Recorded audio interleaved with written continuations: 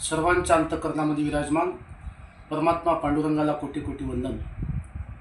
आषाढी एकादशी निमित्त अवघ्या महाराष्ट्रातून नवे नवे देशभरातून संतांची मांदियाळी पंढरपुरामध्ये दाखल होत आहे। आपल्या लाडक्या विठुरायाला आपलं योगक्षेम सांगण्यासाठी हे सर्व वारकरी अतिशय आनंदामध्ये निघालेले आहेत। संसाराचे तापत्रय बाजूला ठेवून, संसाराच्या सर्व जबाबदाऱ्या बाजूला ठेवून ते आता या वारीसाठी निघालेले आहेत। महाराष्ट्रातून प्रत्येक वारकरी आपला निष्ठा, निर्धार आणि प्रपंच या सगळ्या गोष्टीला सोबत घेऊन त्याच्या चरणावरती वाहण्यासाठी, त्या पांडुरंगाला भेटण्यासाठी वारकरी निघालेले आहेत। त्या पंढरपूरच्या वाळवंटामध्ये कुणी लहान नाही, कुणी मोठा नाही, यारे यारे लहान थोर याती भलत्या नारी नर, कुणी कोणत्या जातीचा असो सर्वांनी या ठिकाणी यावे। कुणी लहान असो, स्त्रियांनी यावे, लहानांनी यावे, मोठ्यांनी यावे आणि आपल्या आयुष्याचं कल्याण करून घ्यावं।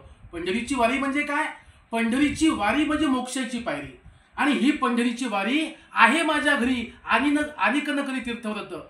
माझ्या कुळामध्ये, माझ्या घरामध्ये अतिशय पूर्वीपासून विश्वंभर बाबापासून ही पंढरीची वारी आहे असं संत तुकोबराया सांगतात। आणि माणसाला या जीवनाचं सार्थक करून घ्यायचं असेल तर त्यानं पायी वारी करावी आणि आपल्या आयुष्याचं कल्याण करून घ्यावं असं संत तुकोबराया आपल्या अतिशय प्रेमानं सांगतात।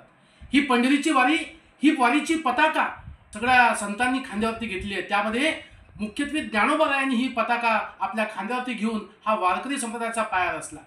आणि हा पाया रचताना त्यांनी प्रमुखतः वारकऱ्याचे जे महत्त्वाचे नियम सांगितले होते त्यामध्ये कंठी मिरवा तुळशी, व्रत करा एकादशी आणि पंढरीची वारी याबद्दलचा अतिशय महत्त्वाचा उल्लेख त्यांनी ज्ञानेश्वरीमध्ये केला आहे। जो कोणी पंढरीची वारी करतो त्याचा सगळा योगक्षेम पंढरपूरचा विठोबा सांभाळतो असं एक अलिखित संकेत आहे।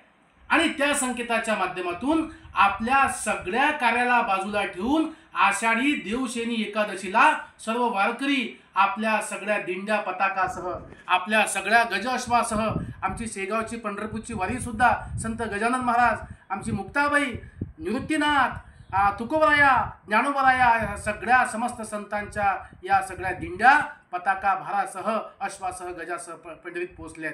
आणि काय संदेश देतात की आध्यात्मिक लोकशाही प्रस्थापित झाली पाहिजे, या सर्व जगामध्ये विश्वबंधुत्वाचं वातावरण निर्माण झालं पाहिजे आणि सर्वांनी पाया पडती एकमेका, कुणी लहान नाही, कुणी मोठा नाही, तुम्ही मी एका समपातळीवरती आहोत। समतेचं तत्व, समतेचं एकत्व ही वारी शिकवते। धन्यवाद।